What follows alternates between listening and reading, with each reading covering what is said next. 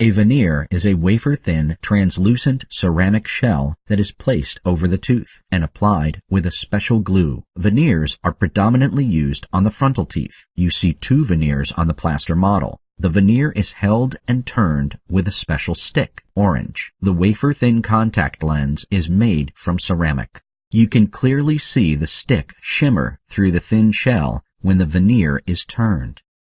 The female patient has chipped half her teeth in an accident, which is why she needs veneers. With the help of veneers, simple tooth misalignments, tooth gaps, unsatisfactory tooth coloration, and local discolorations can all be corrected. With veneers, visible tooth surfaces receive an optimized look, and even the tooth color is individually corrected through this method.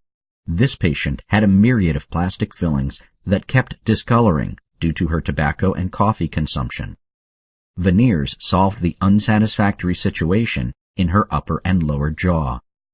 You now see the veneers on the patient who suffered an accident. The lower incisors have been chipped away. The first stage in the veneer application process is the planning phase, often called a wax-up. During the actual preparation, a thread is laid first so that the gums do not get hurt during the diamond grinder sanding process. Receding gums would be the consequence. Furthermore, it is the only way to obtain attractive preparation borders during the tooth impression. There will be more about that in the video entitled Impression.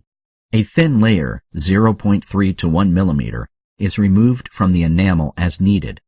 This preparation is done according to anatomical conditions, and the goal is to achieve a cosmetically attractive, long-lasting result.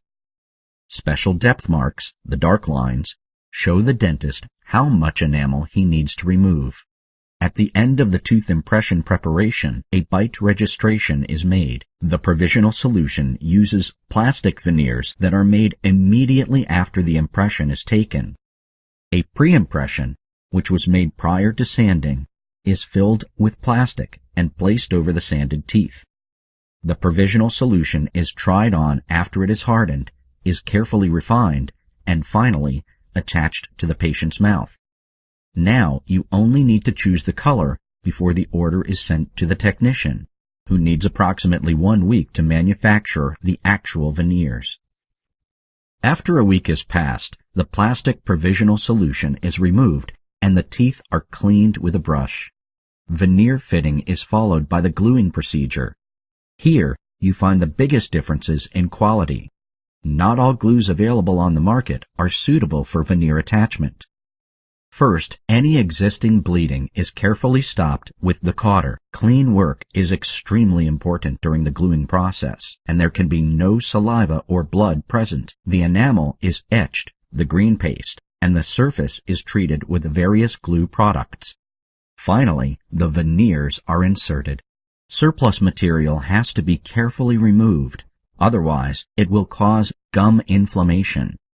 Furthermore, thorough polishing is necessary because rough surfaces enable fast plaque settlement that may result in cavities. The gums become irritated for a short time, but they heal quickly.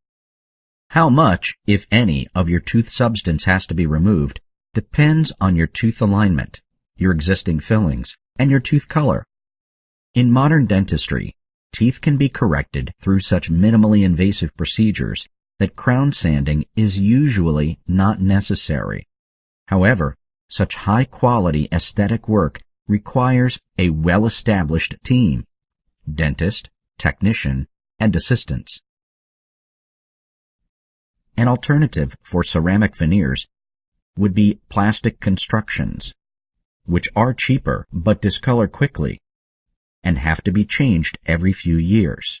If you only want to correct the tooth position, braces would be an alternative. If it is tooth coloration that bothers you, bleaching should be considered.